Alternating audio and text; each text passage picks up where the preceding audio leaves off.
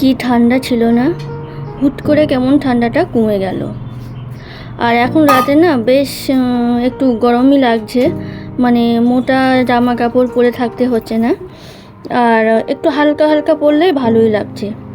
শুভ সকাল বন্ধুরা, কেমন আছো তোমরা? আশা করি সবাই ভালো আছো, আমরাও ভালো আছি। আমি রিঙ্কু আবার চলে এলাম তোমাদের সামনে নতুন একটা ভিডিও নিয়ে।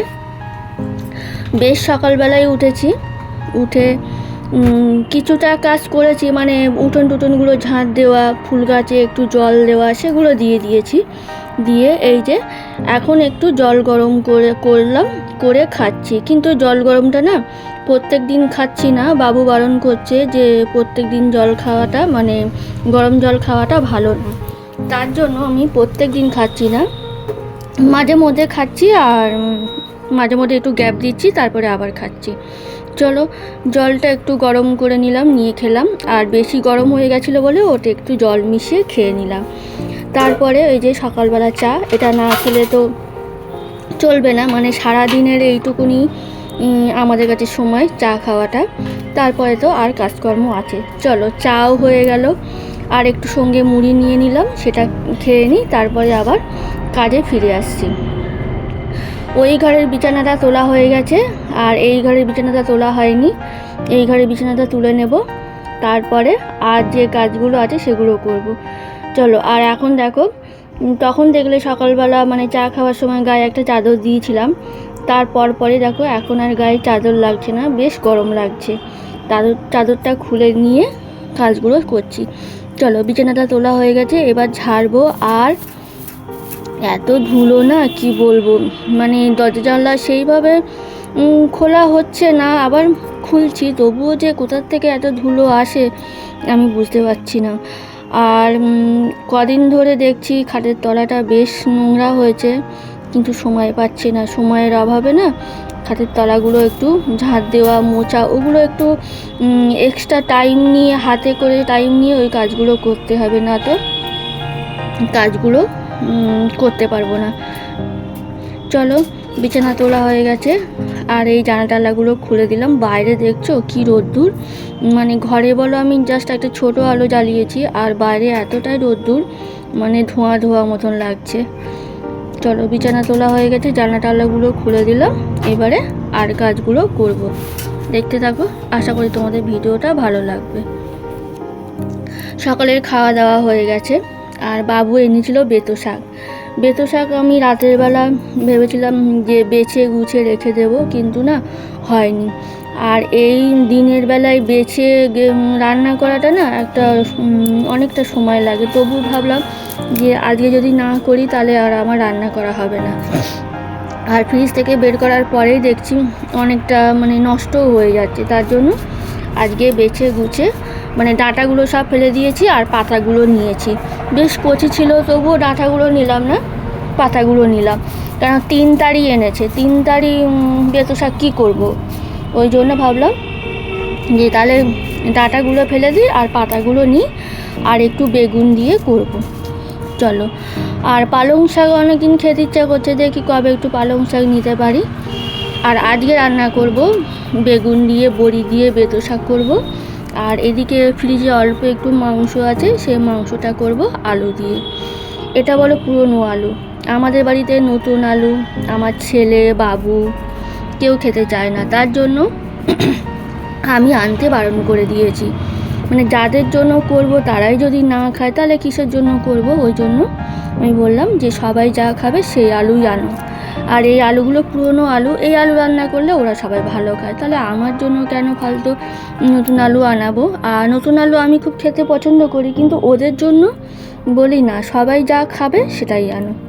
চলো এদিকে কাটাকুটি করে সব গুছিয়ে নিয়েছি, এবার একদিকে ভাত বসিয়ে দিলাম, আর একদিকে আমি মাংসর আলুটা বসিয়ে দেবো। আগে ভাজাভুজিগুলো করছি, কেননা ভাজাভুজিগুলো করা হয়ে গেলে না তাহলে আমি রান্নাগুলো ঝপঝপ করে বসাতে পারবো। আর আজকে একটা কড়াইতেই ঝপ করবো, যেহেতু একদিকে ভাত বসিয়ে দিয়েছি, আর ভাবছি যে 2টো কড়াই বের করবো না, একটা কড়াই একটু পুড়বে, তা পুড়ুক, আমি তখন একটু ভালো করে মেজে নেবো খুনি। ওই যে মাংসের আলুর জন্য কড়াইতে তেল গরম করে আলু দিয়ে দিলাম, একটু লবণ দিয়ে দিলাম, এটাকে ভাজা হোক। এই যে ভাজা হয়ে গেছে, এবার এটাকে তুলে নেব। আর আমাদের না মাংসে একটু আলু বেশি লাগে, দেখো অনেকে আলু খেতে চায় না, কিন্তু আমাদের একটু আলু বেশি লাগে। চলো, আলুটা ভাজা হয়ে গেছে, এবার বড়িটাও ভেজে নেব। ওই যে বললাম বেতো শাকে বড়ি দেব, আর মানে ভাতের পাতে যে বড়ি ভাজা, সেটা খেতে সবাই পছন্দ করে, মানে আমারও খুব ভালো লাগে। সুনু খায়, ও খামখেয়ালি, আর বাবু খুব ভালোবাসে। বাবু তো পুরো বড়ির পাগল, কি বলবো। বড়ি ভেজে তুলে নিলাম, আর এইবারে না বেথু শাকটা বসাবো। ওই যে দেখো তেলে 5 ফোড়ন, কাঁচা লঙ্কা দিলাম, আর তারপরে ফোড়নটা একটু হয়ে গেলে বেগুনগুলো ডুমু ডুমু করে কেটে রেখেছিলাম সেটা দিয়ে দিলাম। এটাকে একটু লবণ আর একটু হলুদ দেবো, দিয়ে এটাকে একটু ভাজা ভাজা করব। আর তারপরে একটু ভাজা হয়ে গেলে বেতো শাকগুলো দিয়ে দেব। আর বেতো শাকগুলো দিয়ে মানে জোর কমিয়ে ঢেকে রেখে দেবো। আর ঢেকে রাখলেই দেখবে একটা জল বেরিয়ে যায়, ওই জলেই শাকগুলো সিদ্ধ হয়ে যাবে। আর ওতে বলো আর কিছুই দেব না। তারপরে ওই যে ওই জলটা শুকাবো, শুকিয়ে তারপরে বড়িগুলো দেব। বড়িগুলো একটু গুঁড়ো করে দেব, কেননা গোটা গোটা দিলে ভালো লাগবে না, একটু গুঁড়ো করে দিলে কি হবে, বড়িটা খেতে ভালো লাগবে আর শাকের সঙ্গে একটু মিশে যাবে। গুঁড়ো বলতে একদম গুঁড়ো করবো না, জাস্ট একটু গোটা গোটা থাকবে, একটু মুখে পড়বে আর একটু ভেঙে যাবে। এই দেখো কিভাবে গুঁড়ো করেছি, এইভাবেই গুঁড়ো করলাম, করে শাকের মধ্যে দিয়েছি। এত খেতে ভালো হয়েছে না, কি বলবো। আর কাঁচা লঙ্কাগুলো বেশ একটু ঝাল ঝাল মতন ঝাল ঝাল হয়েছে, খেতে খুব সুন্দর হয়েছে। আর এটা বলো হয়ে গেছে, এর মধ্যে আর কিছুই দিলাম না, জাস্ট একটু সামান্য একটু দেখলে ওই চিনি দিলাম, এটা না দিলেই নয়, তাই দিলাম। মানে এবার এটাকে নামিয়ে দেব। চলো, এটা হয়ে গেছে, এবার মাংস কষাবো।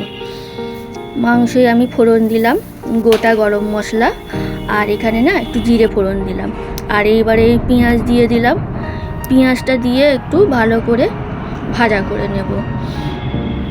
ভেবেছিলাম যে আজকে মাংস রান্না করব না, কিন্তু বাধ্য হয়ে করতে হলো। এই দেখো মাংসে যে যে মশলাগুলো দেব সব ঢেলে নিয়েছি। জিরে, ধনে, 2 রকম লঙ্কার গুঁড়ো, হলুদ সব পাটে পাটে আলাদা করে নিয়েছি। নিয়ে এবারে পেঁয়াজটা ভাজা হয়ে গেছে, মশলাগুলো একটু দিয়ে দিলাম। আজকে তো মাংসটা অন্যভাবে করছি। আর তারপরে টমেটো দিয়ে দিলাম। এবার টমেটোটা দিয়ে না এটাকে ভালো করে জোর কমিয়ে মশলা টশলা দিয়ে পেঁয়াজ দিয়ে ভালো করে কষাবো। এখনও বলো আমি আদা রসুন কিছুই দিইনি, এটা একটু পরে দেব। এই যে এখন একটু আদা দিলাম, আর এই যে রসুন দিলাম। এবার আবারও ভালো করে সুন্দর করে কষাবো। এখনও বলো আমার জোর কমানো আছে গ্যাসে, জোর বাড়ালেই মশলাগুলো পুড়ে যাবে, খেতে ভালো লাগবে না। এই দেখো সুন্দর মশলাটা কষানো হয়ে গেছে, আর কালারটা দেখেছো কি সুন্দর এসছে।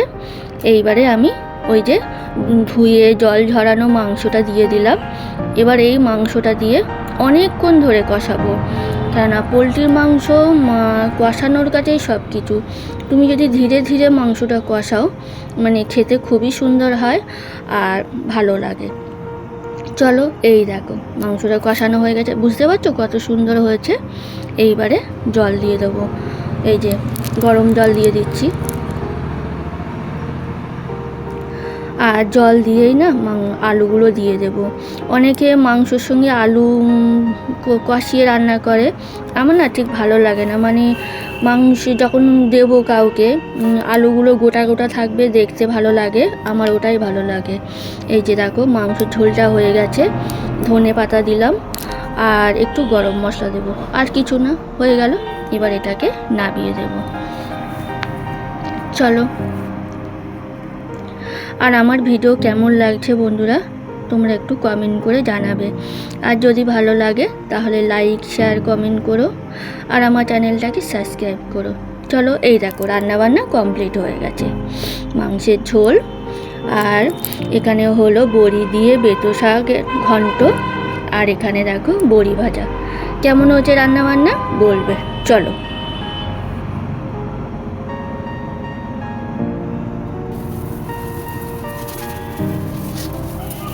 এদিকে রান্না করতে করতে অর্ধেক বাসনই মেজে নিয়েছিলাম, আর রান্নার পরে কিছুটা বাসন ছিল সেগুলো মেজে নিলাম।